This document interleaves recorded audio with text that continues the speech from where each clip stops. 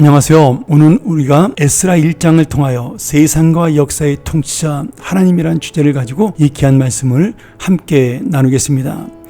BC 586년 예루살렘이 바벨론에 의해서 3년 동안의 저항이 끝나고 완전히 함락된 후 예루살렘은 무너지고 성전은 불타게 됩니다.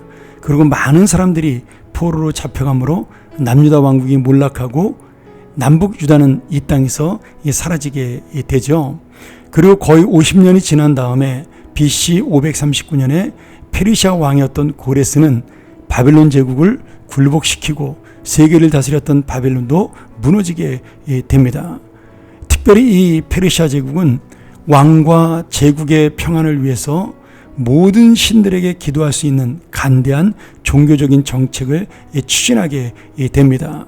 이 간대한 종교 정책의 추진으로 고레스 왕의 명령을 따라 지금 예루살렘 성전 예배를 새로 정비하라는 그런 명령이 바벨론에 잡혀와 살던 유대인들에게 내려지게 되고, 그리고 예루살렘으로서의 기항을 허락하게 됩니다. 그래서 이 페르시아 왕 고레스의 칙령으로 유대 포로들의 첫 번째 기환 BC 538년에 나타나죠. 그리고 예루살렘 성전 재건의 내용이 1장부터 6장에 자세히 기록되어 있습니다. 그리고 그 뒤 약 80년이 지나서 두 번째 유대인 무리가 예루살렘으로 BC 458년에 돌아오게 되는데, 그때는 이미 아닥사스다 왕 7년에 일어난 사건이 되죠. 그 당시 지도자가 바로 이 제사장이요 학사였던 에스라였습니다.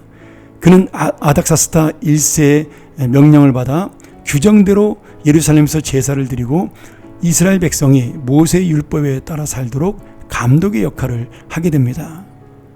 에스라의 특별한 관심은 유대인들이 이방 종교를 믿었던 그런 주민들과 통혼하는 것을 막고 하나님의 백성의 거룩함을 유지하는 데 있었죠. 그렇게 해서 또 7장부터 10장까지 이러한 사건들에 대해서 개혁적인 내용들이 기록되어 있습니다. 오늘 중요한 것은 하나님께서 이 고레스 왕을 통해 내리시는 칙령의 내용입니다. 사실 예루살렘이 완전히 멸망하고 유대인들이 포로로 바벨론으로 끌려갈 때만 해도 다시 이스라엘 나라가 회복될 것이라는 희망을 갖는 것은 거의 불가능했습니다.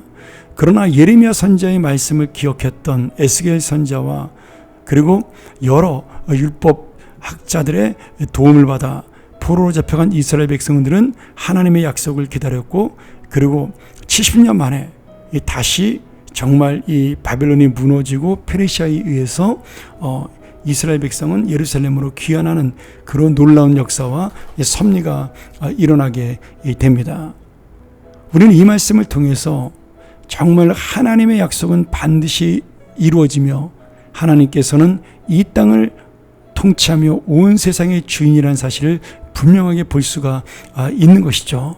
그렇게 강대했던 바벨론 나라가 하룻밤 사이에 페르시아에게 멸망하고, 또 생각지도 못했던 페르시아 왕 고레스가 이런 종교 정책을 펴서 하나님의 약속을 이루는 도구로 사용되는 것을 볼 수가 있는 것입니다.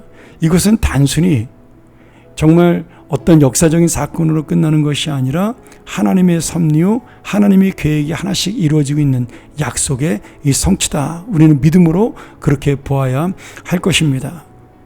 더욱이 이 고레스 왕은 기환했던 유대인들에게 그들의 성전 재건을 위해 은과 금과 기타 물건과 모든 가축으로 도와주라고 명령을 내립니다.